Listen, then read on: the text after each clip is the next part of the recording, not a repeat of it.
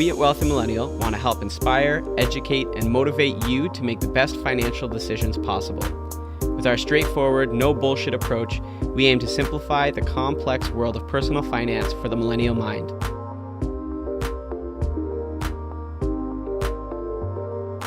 For many millennials, retirement's not exactly the most important factor when considering personal finance, at least not yet. As a fellow millennial, I completely understand why. There are so many other major financial obligations, like paying off your student debts and saving for your first home, that seem to take priority. The truth is, retirement costs quite a bit and will only continue to cost more as inflation goes up and life expectancy lengthens. By the time your golden years roll around, you might end up being retired for the same amount of years that you worked and need to be prepared to pay for it.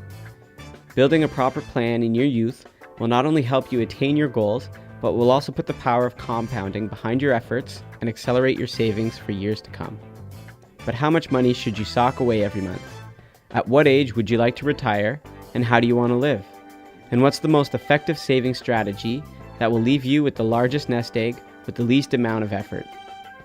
Do your future self a favor and give this episode a listen to learn all of this and more. Set your goals. Like any major achievement in life, it takes a number of well thought out steps and actions to see success. Retirement planning is no different. In fact, I'd say it's one of the most sterling examples.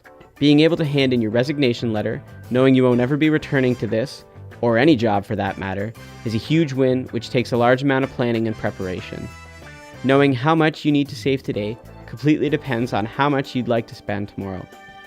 Someone who is much more of a homebody doesn't have to save nearly as much as a person who wants to spend their later years traveling the world.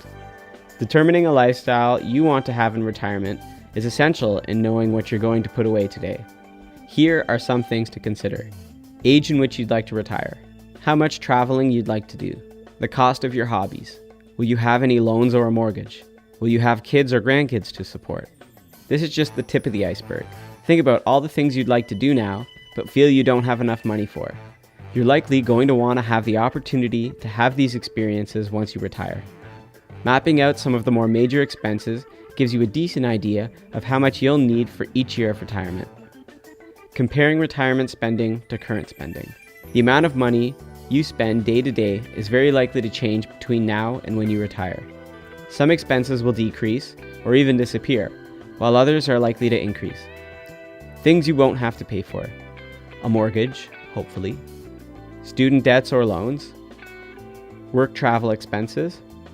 Saving for retirement. Expenses likely to increase. Healthcare, hobbies, and travel. You'll also find additional savings on goods and services simply from senior discounts, so this might also be worth considering. You'll also find additional savings on goods and services simply from senior discounts, so this might also be worth considering. There are countless websites, retirement calculators, and advisors all suggesting that we'll need anywhere from 70 to 90% of our current annual income when we retire. If you want your calculations to be super simple, then by all means, take those numbers, compare them to what you currently make, and run with it. I believe being a little more thorough and digging into each category is a better bet. How much do you spend on each of these today compared to how much you'll spend in retirement? It will give you a clearer picture of what everything will cost and make sure you have enough to afford everything. Knowing when you'd like to retire. This is obviously very important. Knowing how many years you have to work and save will tell you just how much you need to have banked. One very important thing to remember is that if you do decide to retire before 65, you will take a permanent hit in what the government of Canada is willing to pay. This shouldn't come as much of a surprise, as anyone who can afford to retire early probably doesn't need much assistance from the government. Knowing when you'd like to retire also gives you a better idea of how many years you'll be retired for. The longer period of time, the more money you need to have banked. Sources of income. The longer the period of time, the more money that needs to be saved.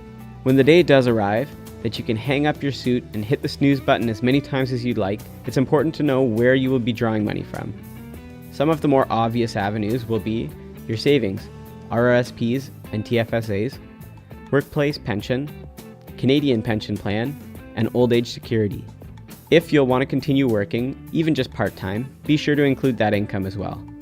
Another option is if your hobby pays. Say for example you're a woodworker, stained glass maker, or potter. These are all hobbies that might allow you to make a few extra bucks in your golden years. One quick note to consider, calculating how much money you'll be getting from the government can be a little tricky. Truth is, laws can and likely will change between now and the day you retire, meaning the level of support that's given today is almost guaranteed to be different from tomorrow. On the other hand, here's a nice little bonus to remember. When you retire and now have a nice stash socked away for your living expenses, this money will still be earning interest.